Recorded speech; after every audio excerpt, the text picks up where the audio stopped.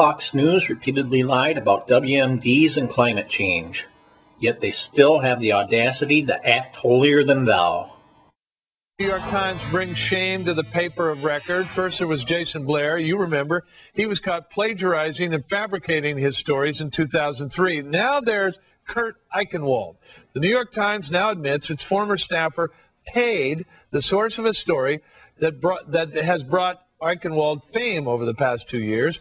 Eichenwald admits he gave teenage cyber porn star Justin Berry $2,000 for his story in the months before he published an article exposing the world of child porn on the internet.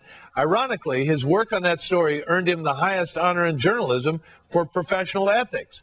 Both Eichenwald and Berry testified before Congress last year about child predators.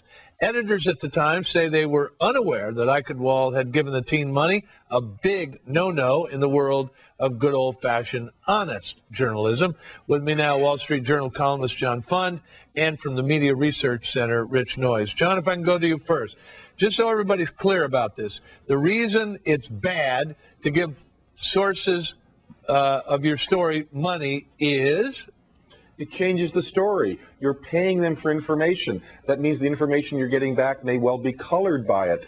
And at the very least, those publications that do that generally tend to disclose it. And writers who don't tell their editors are committing a major breach of ethics. So in this case, it was a great story, but you know, like they always say, if a story is too good to be true, you better start asking questions. All right, Rich, let me go to you. Let's put this question up. The New York Times breaks its own rules. Of course, it is against their own rules to do this.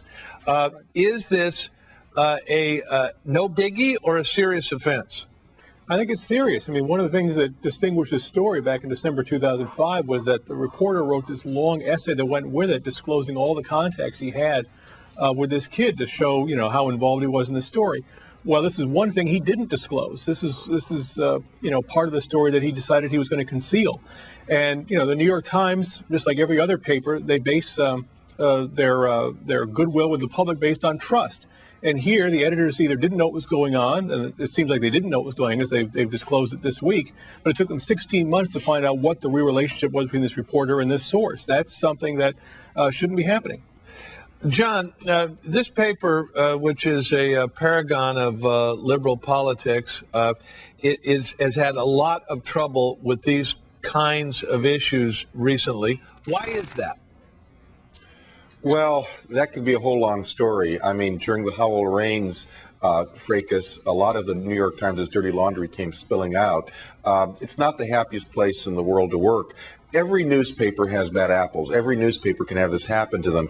I think the problem may well be the new kind of editors that come in, the new journalism. So it's a lot more featureish. It's a lot more analysis. Just the facts is being downplayed. So as television and the internet continue to take away market share from newspapers, there are competitive pressures. The question is, can you maintain journalistic standards while trying to make newspapers more readable? I think you can. Sometimes people slip up. Rich, you know, Eichenwald evidently figured out that he had done something wrong. He tried to get the money back from the kid. Does this rise to the level of what we would call a cover-up? And in this case, is that the problem? The cover-up is worse than the crime. Yeah, I mean, the fact that it wasn't disclosed, I think, is the biggest thing. I mean, there's a lot of corroborating evidence that this kid had. He had receipts. You know, he wasn't just embellishing a story. He had proof. But, you know, he disclosed that he helped this kid get off drugs. He helped him get a lawyer. He helped him find a place to live. Why didn't he disclose that he gave him $2,000? I think it's because if he disclosed that, he might have either been taken off the story or had to work with somebody else. Maybe had the story spiked altogether. This became too important a story to risk that kind of thing. So, you know, he told the AP it slipped his mind. I find that kind of hard to believe because it is such a sacred rule of journalism. You don't pay cash to your sources. It changes the story, just as John said. John Fund, why is this the fault of the New York Times and not just Eichenwald? Well, certainly, I believe the New York Times editors when they say he didn't tell them. Eichenwald had every reason in the world not to tell them. So they relied on the credibility and the integrity of the reporter. Clearly, as in the case of other reporters, the fellow was misleading them.